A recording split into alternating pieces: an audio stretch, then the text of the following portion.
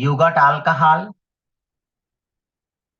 you got amino, and there is a halo, always a substituent category.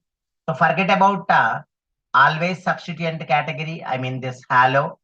Let us just leave about that. Now these two are anyway functional groups.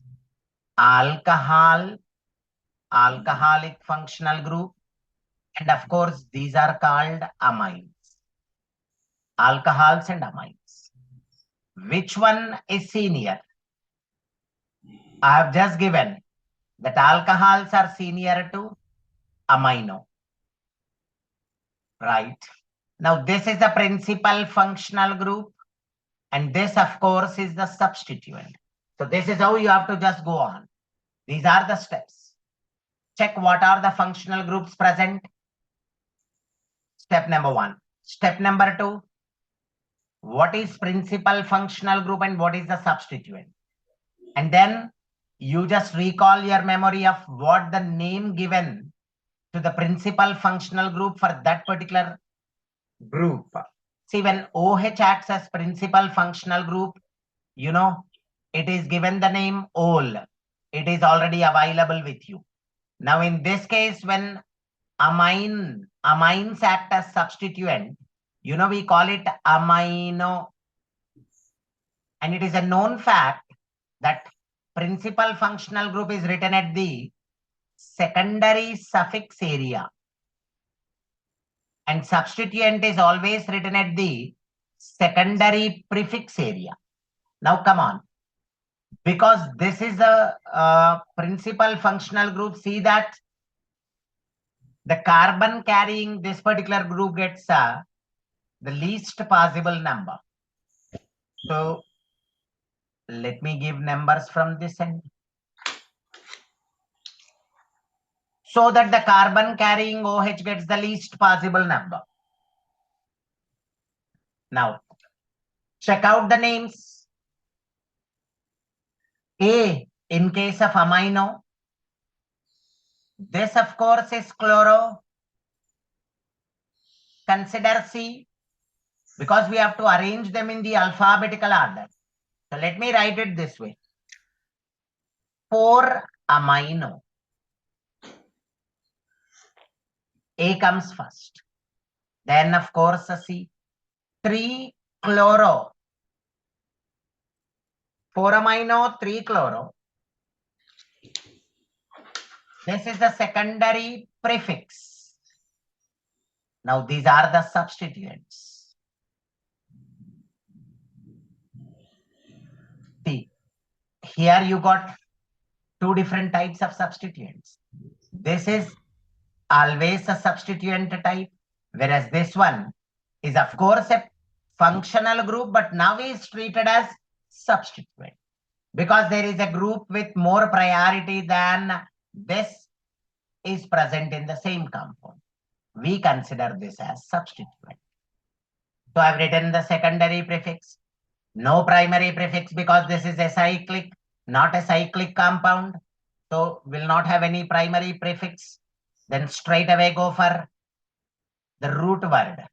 Coming to the root word, it is pent because there are 5 carbons.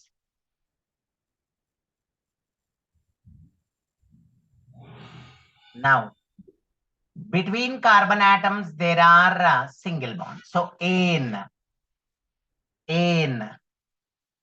and this, of course, is primary suffix. And finally, ol, but where is it located? You know, it is located at the second position. So, we call it ol at the second position, 2 ol. But meanwhile, this E has to be removed. This is secondary suffix. Oh, look at this. See, this is carboxylic group.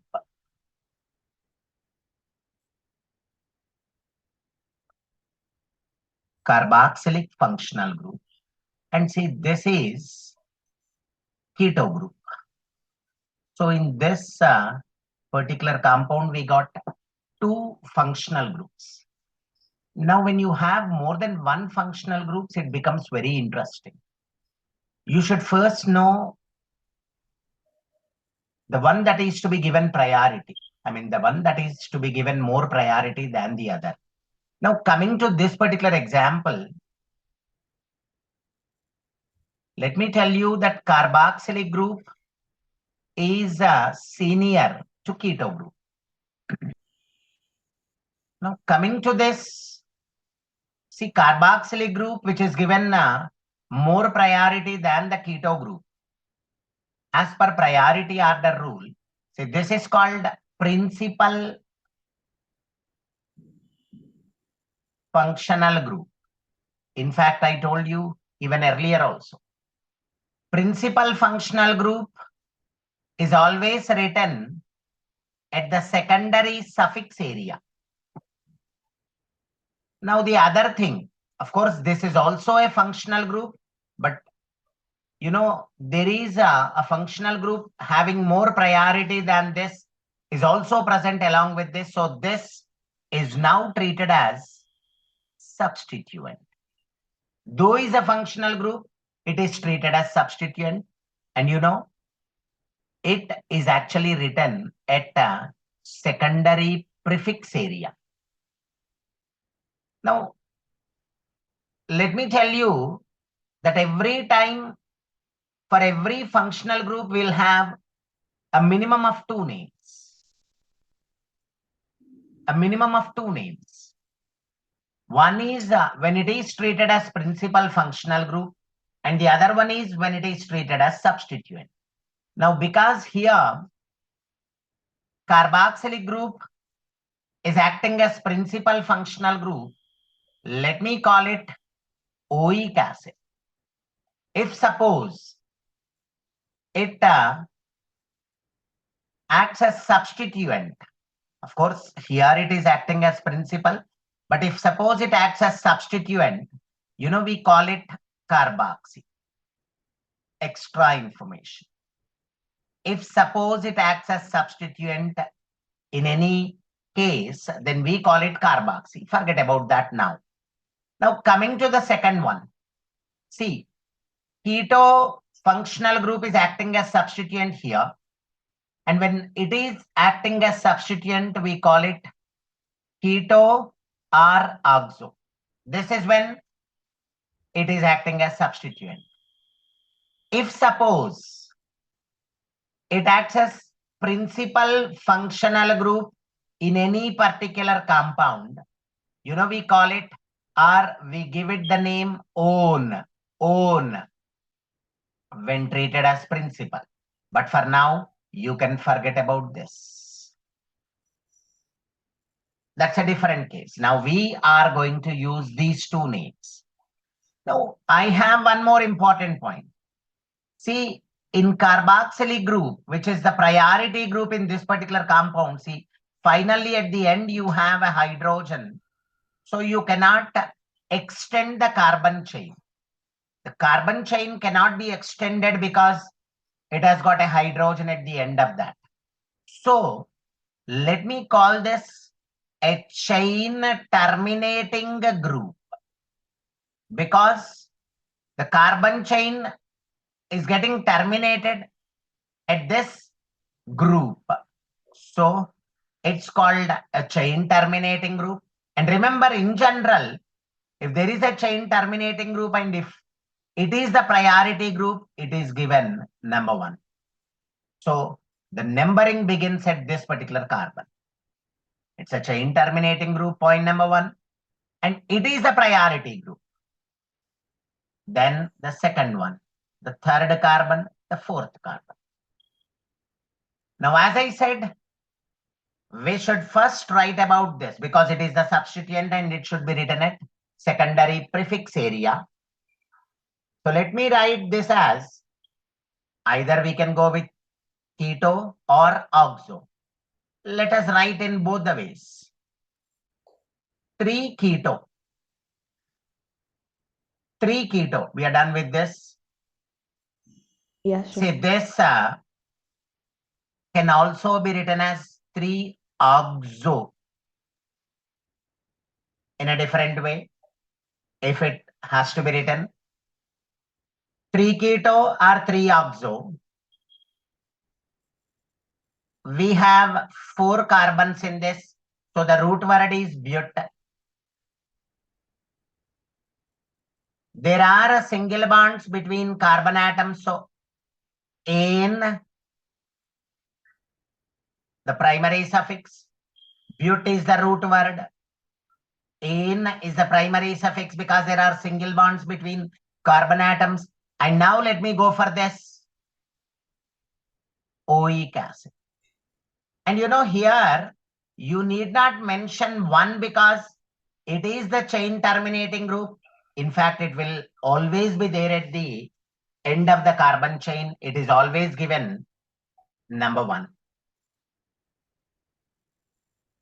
So we need not specially mention that it is butane, or say E is removed anyway because O is a vowel. So we have to remove E.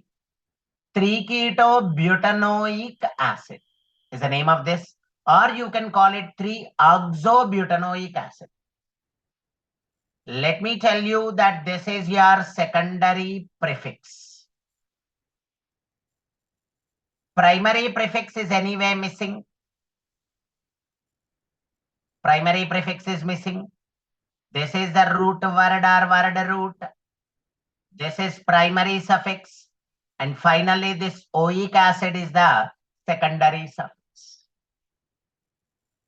See, though it is simply written as COOH, you have to understand that it is the carboxylic group. COOH. Okay. Now we know that this is a functional group and there is one more functional group, OH. And as per the priority order rule, without any hesitation, we can say that carboxylic group is senior to OH. And once we have come to know the priority order, this is principal functional group and this, of course, is substituent. Next step. Now, the name of this when treated as principal functional group is oic acid. Name of this when treated as substituent is hydroxy. You can check out with the information that you already have. So now, I also told you that this is a chain terminating group, CTG. See, when it is the chain terminating group, provided it is the principal functional group, it has to be given number 1. Even this we discussed. 2, 3, 4, 5. Now, this is a substituent, though is a functional group, but now is treated as substituent. So let me call this as 4-hydroxy. 4-hydroxy, I have written this at a secondary prefix area. 4-hydroxy, no primary prefix because it is acyclic, not a cyclic one. Coming to the root word, it is pent. Then the interesting thing is you got a double bond after second carbon. So 2-ene, 2-ene, because there is a double bond after second carbon. So let me call this primary suffix. And finally, the principal functional group. Of course, we can write it as 1 oic acid, but that 1 is not that necessary because it will always be there at the end of the carbon chain, being a chain terminating group. So let me write it as 2-ene oic acid. But when you are adding O, you have to remove this terminal E. That's it. This is your secondary suffix. 4-hydroxy pent 2-enoic acid is the name of this. See, here the functional group present is, this is called ester. Ester. Hope you can Recognize this. Ester, of course, there is a double bond. But remember, ester is also a chain terminating group. Of course, you have written something attached to oxygen, but you know, this has to be given number 1. And see, when you write the name of ester, the thing attached to oxygen has to be written first. You have to mention this first. See, that is, you know, you got 2 carbons. So, ether. And with the 2 carbons, actually, this is, you know, it is actually CH2, CH3. You got 2 carbons. So, ether. And because this bond or valency to be satisfied is there, we call it ethyl. Now, this has to be mentioned first. Remember, the thing attached to oxygen has to be written first when you are writing the name of ester. Yes, we are done. Then, coming to this area. Ethyl, then at the second carbon, there is a methyl group. Say this is methyl. 1 carbon, so meth. And this bond, the valency to be satisfied 1, we call it methyl. Ethyl, 2 methyl. Now, the number of carbon atoms in the parent, I mean the root word, proper, 3 carbons are there. And see, after a second carbon, there is a double bond. So 2-ene. We have written about this, we have written about this. Now the only thing that is left is ester. Let me say that, of course, ester is senior to double bond. Now, when ester is acting as principal functional group, you know, you can see the order that I have given. It is called O8. This, of course, is always called ene. Now, proper 2-ene, you need not say 1, simply say O8. And see, because you are adding O, remove this terminal E. We got everything. This anyway has to be written right at the beginning, because when you are writing the name of an ester, I told you to write the thing attached to oxygen first. Oxygen of the ester first. Now this is our secondary prefix. No primary prefix. This is the root word. This is a primary suffix. And this is the secondary suffix. Yes, I am done. Looking at this,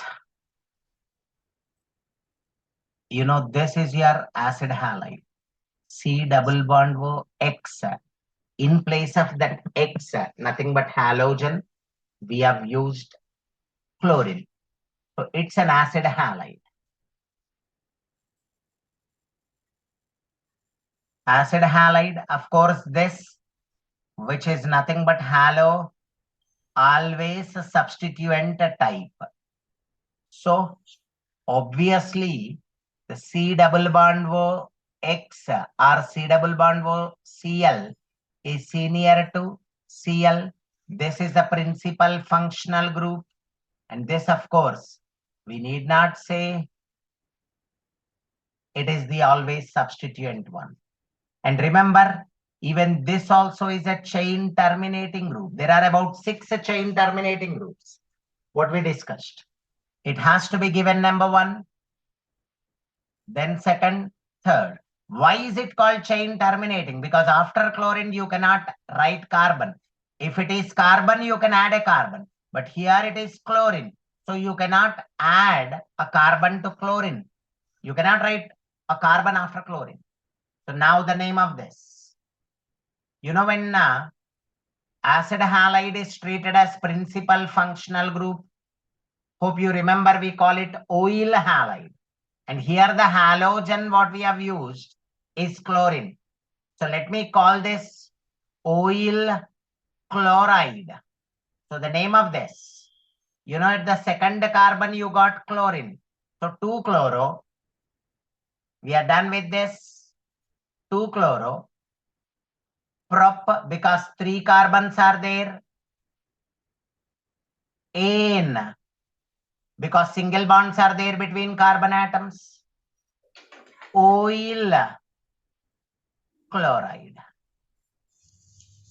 And because you are adding O, remove E. So the name of this is 2-chloro propanoyl chloride. You have to add everything. You should not give this much of space. Only to make you understand it properly, I'm giving some space, but you have to just add them up. 2-chloro.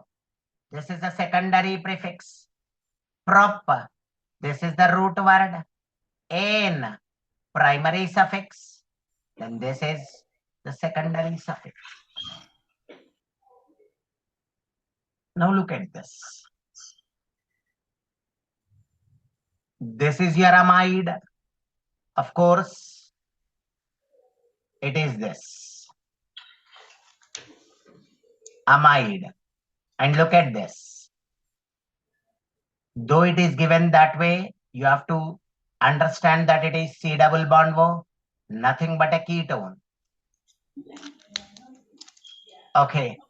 Now we know that, of course, there is something like bromine, a halo group, always a substituent type. So forget about that. Now within amide and ketone, we know that amide is a senior. You can check the priority order rule. Amide is senior. So amide is the principal functional group. Keto is the substituent. Okay. Principal functional group. When treated as, amide when treated as principal functional group, we call it amide. And when keto group acts as substituent, we have already come across, it's called keto or oxo.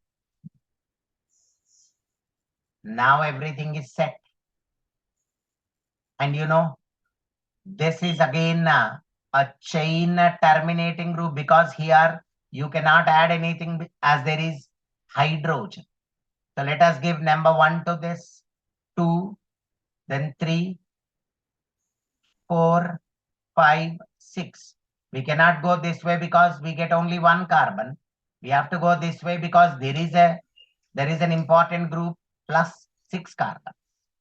So now at the second carbon, we have something interesting. See, if it were to be CH3, we would have called it methyl. CH3 is simply methyl. But now, they have replaced a hydrogen by bromine.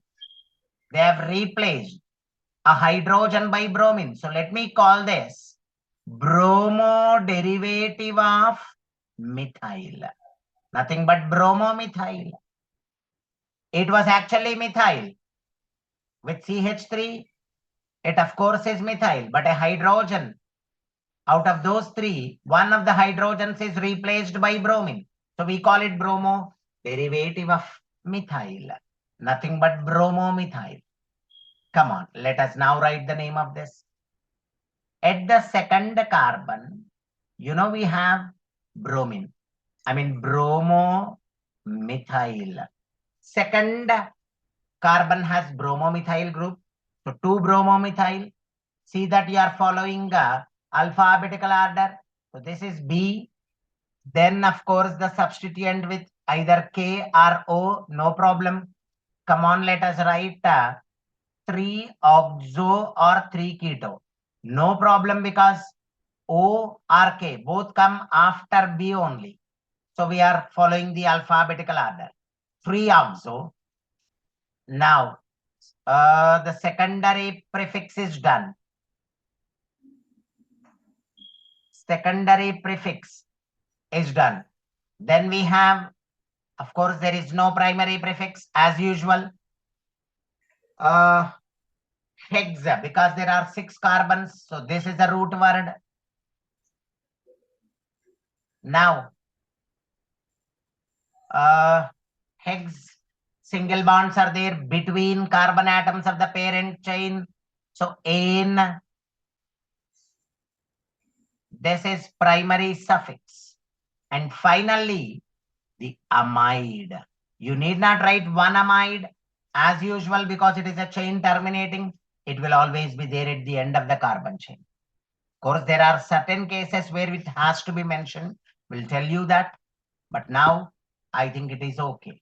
And see, A is a vowel, so remove E. What is the name of this? 2-bromomethyl, this one. Then 3-oxo, this one. Hexa because 6 carbons. Ane because single bonds are there. Amide because CONH2 is there. This is how you have to analyze each and everything. See, urea, is the first organic compound. Remember, first organic compound synthesized in laboratory. Now, coming to this, this is urea. NH2, C double bond O, NH2. This is amide group. Just now I told CONH2 is amide. Now, this, of course, is amino group. You know this. Amino. If this were to be HC double bond O NH2, this is a basic amide or the first amide. It has just one carbon, so myth. When there is only one carbon, consider it to be saturated. I mean, consider it to be a compound consisting of only single bonds. So ane. And because it is an amide, you have to write amide here. When you are adding A, you remove E. So the name of this is methanamide. Methanamide. Okay. Now, see the difference between these two. Here there is hydrogen in methanamide, but that hydrogen is now being replaced by this group, what we call as amino group. So can I call this the amino derivative of this methanamide? Amino methanamide. Check this out. Same as methanamide. Everything except this area is same as that. The same C double bond O in H2. Same C double bond O in H2. But only thing is hydrogen is being replaced by NH2. We call it amino. Amino derivative of the old compound, that is methanamide. So amino methanamide is the name, is the IUPAC name of urea. Here there are 3 functional groups. This, of course, these are cyanides. This is aldehyde functional group. And this, of course, is ketones. As per the priority order, it goes this way. Cyanides, then aldehydes, then, of course, ketones. This is a priority order. The one that comes first, the one with maximum priority is principal functional group. Remaining all are substituents. Step number 1. Now, when this acts as principal functional group, I told you that it is called nitrile. And when these act as substituents, when aldehyde acts as substituent, we call it, of course, pharmyl or aldo. Now, when keto group acts as substituent, a repeated one, keto or oxo. Right? Now, the point is, cyano, this is nothing but C triple bond N. You cannot continue because it's not carbon. So it's a chain terminating group. So I've already given number 1, then 2, Okay. Remember, after cyano, it is this functional group which is given priority. So, of course, it is the one which gets second priority, but you should not go this way. Because once the principal functional group is fixed, remaining all are substituents. You don't consider any priority once the principal functional group is given. Remember, this is topmost. Remaining all are substituents. So just check whether you are going along the longest continuous chain or not. Don't go this way because there is aldehyde group, which is the second priority one in this. No, that is wrong. Just check out the longest continuous chain. Don't give priority to aldehyde group. Okay. Now, let us write the name of this. First, the substituents. We have, okay, here there is F, pharmyl. Here there is O. F comes first. So let me write 2-pharmyl. 2-pharmyl, aldehyde is done. Then 3-oxo or 3-keto. 3-oxo or 3-keto. Done. Done with this. Of course, there are 5 carbons, penta. Now, these are substituents. So, secondary prefix. This is principal functional group. No, this is the root word, parent, penta. There are 5 carbons in the parent chain. Then, of course, ane, the primary suffix. Yes, penta plus ane. Now, when cyanides act as principal, we call it nitrile. Pentane nitrile. Now, this is the secondary suffix. And remember, I am not going to remove this E because N is not a vowel, it is a consonant. Check out the name. 2-pharmyl. This one. 2-pharmyl. Then this is 3-oxo. Done. There are 5 carbons, penta. Single bonds between carbons of the parent, ane, and this is nitrile. Final. You know, when you have more than 2, I mean 3 or more. See, you got 1, 2, 3 similar chain terminating groups.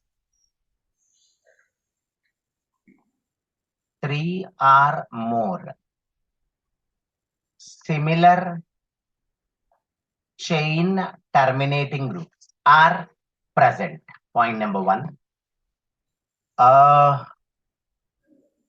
Let us consider this. You know, all 3 are directly attached is what I say. If suppose we consider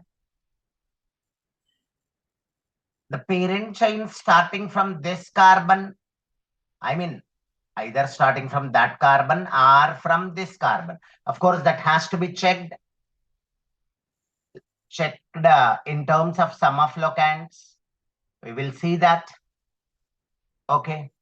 Now, what I would like to say is all 3 are directly attached. See, this one is directly attached to this carbon. This one is directly attached to this carbon, straight away attached. Even this one is straight away attached to this carbon. So that is what I say, that they are directly attached. I'll also give you one example where it is indirectly attached. Now, when they are directly attached, remember, it is treated as derivative of alkane. Derivative of alkane means we don't consider the functional groups into our parent chain. Now the parent chain is going to be only up to this. This is a parent chain. We have not considered the functional group. Though it is a topmost group, we have not considered the groups into our parent chain. This is the most important one. Now, let us check where to start giving numbers. First, let us check from this end. 1, 2, 3, 4, 5, 6. Now, if numbers are given from this end, you know at the first carbon we have carboxylic group. This one. At the second carbon we have this. This. It's called ethyl group because there are two carbons. 1, 2. And this connectivity is what we call yl. Ethyl. 1 plus 2 plus 4 plus 6.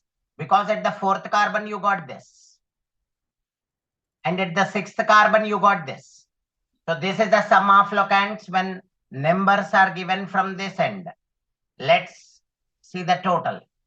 1 plus 2, 3, 3 plus 4, 7, 7 plus 6 is 13. And if suppose numbers are given from the other end, let us check from this end. Now this will be the first carbon, second carbon, third carbon, fourth carbon, fifth carbon, and sixth carbon. Now consider the black letters. You got something at the first carbon. I mean, this is attached to the first carbon. Then something at the third carbon, something at the fifth carbon, something at the sixth carbon. Third carbon, fifth you have this, sixth you have this. Now the total is 1 plus 3, 4, 4 plus 5, 9, 9 plus 6, 15. So this is what I want you to concentrate on. See, the sum of locands is 13 from this end, whereas it is 15 from the other end. So let me go with this, not with this, because the sum of locands has to be least possible. I've been telling you. Now consider only these numbers. I mean the green ones. Okay. At the second carbon we have ethyl group. And you know, Yes. in this kind of a case where you got 3 or more similar chain terminating groups that are directly attached, remember, special secondary suffix is used. Special secondary suffix. I gave you the special secondary suffix names. We'll be using that now. 2-ethyl. I'm done with this. Then we got 6 carbons. So write hex. Single bonds between carbon atoms. So N at the first carbon, then at the fourth carbon, then at the sixth carbon, you got 3. So try the special secondary suffix. Try carboxylic acid. I've used the special secondary suffix. This one.